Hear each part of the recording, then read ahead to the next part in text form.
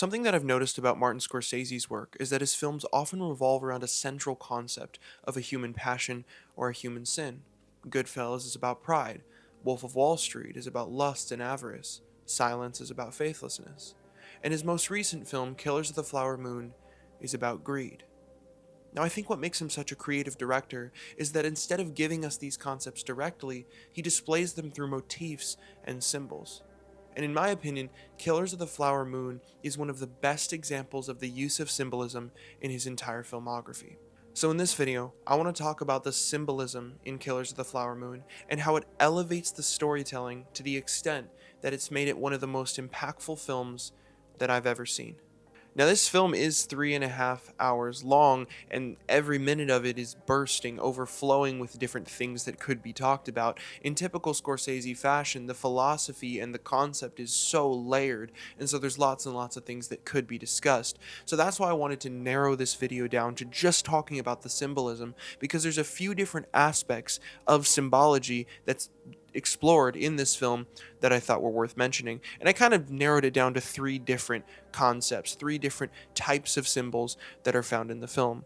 The first type of symbol that we see a lot is symbolism of animals. Now, the first one that comes into account is the owl. Now, in Osage culture, the owl is a harbinger of death. And so Molly Burkhart's mother, who is close to death, starts seeing this owl, and she tells her daughter that that's because her death is near. We see the owl a few more times throughout this film. Every time a character sees that their death is near, the owl appears.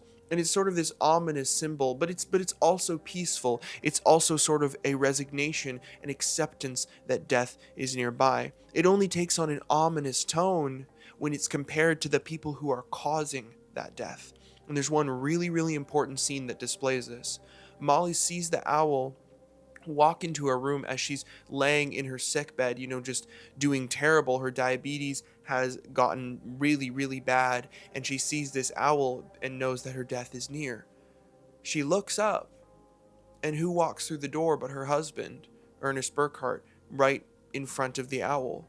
And so this is like a very clear symbolism of that he's the one who's actually causing her death, because he's the one who's putting the poison into her insulin and causing her to become weaker and weaker and more sick. So on the one hand, the owl can be a positive sign that the person who's about to die is ready to pass over into the afterlife. But on the other hand, it can be really ominous, because when it's death that is ill-fated and death that is too soon, then it's a really tragic thing. The second animal that is mentioned a lot throughout this film is that of the wolf. And this, I thought, was really, really profound. Ernest is reading a book about the Osage at the beginning of the film and just kind of learning about their culture. And it talks about how the wolves are the main predators for these tribes historically. And there's a picture in the book of these wolves kind of creeping in on some Native American braves. And the caption is, "Can you spot the wolves in this picture?" And Ernest is kind of reading this out loud to himself.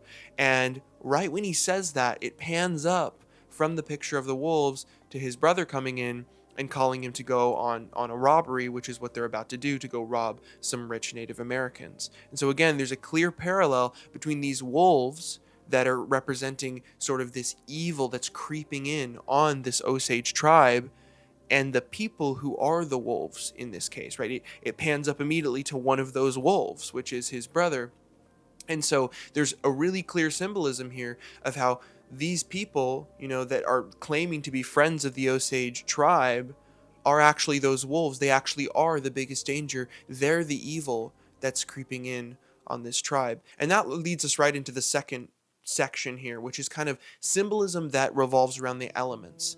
I think the first element that really is explored in this film, or the most important one, is that of fire. And this actually ties directly into the concept of the wolves, because there's a couple of scenes in here where fire is shown, and we see our characters kind of looking on this blaze and reflecting on the fact that it's unstoppable. At one point, King Hale's ranch or some of his outlying lands are burning down. His fields are burning down. And it kind of just shows there's this whole sequence where they're trying to put out the fire, and it just shows these characters kind of just looking and ruminating on what's going on here.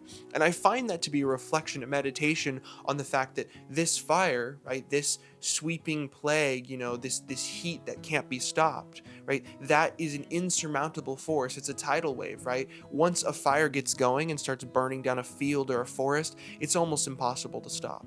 And in the same way that fire creeps in on the crops and destroys life, these wolves, these characters, these evil men are creeping in on this tribe and destroying lives one by one. And so there's a parallel to the fire being an unstoppable thing.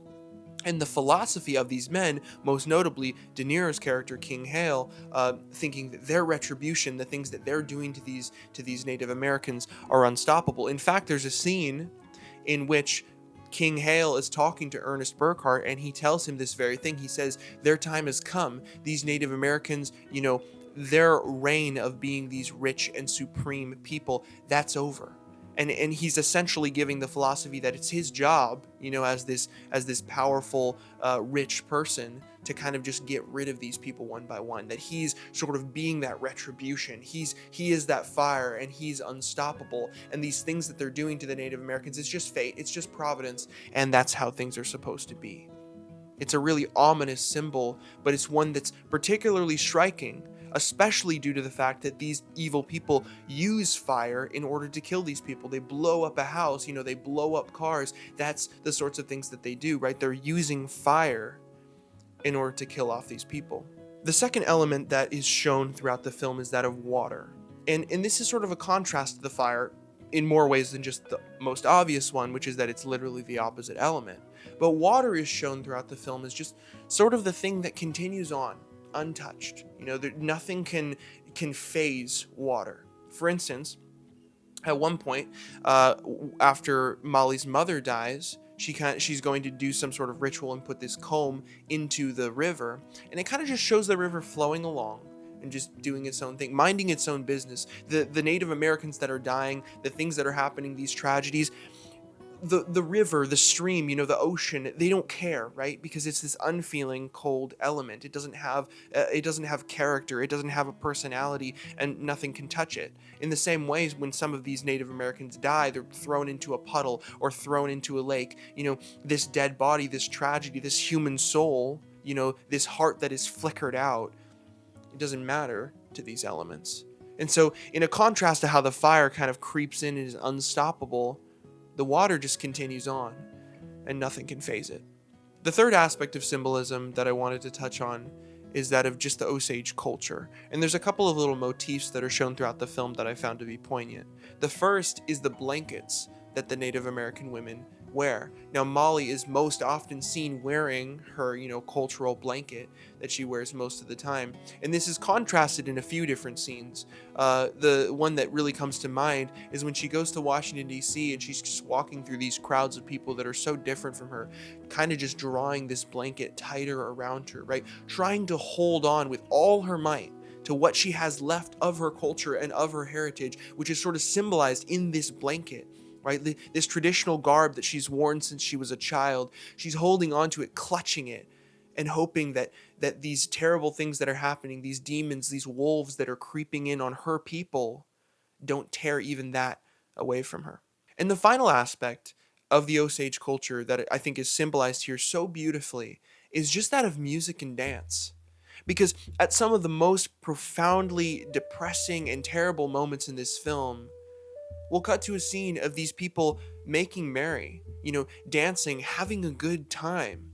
Because what I find to be so beautiful and poignant about this culture is that even in the face of incredibly grim reality, incredibly tragic things that have happened in their history, the Osage people doesn't let that stop them from enjoying life.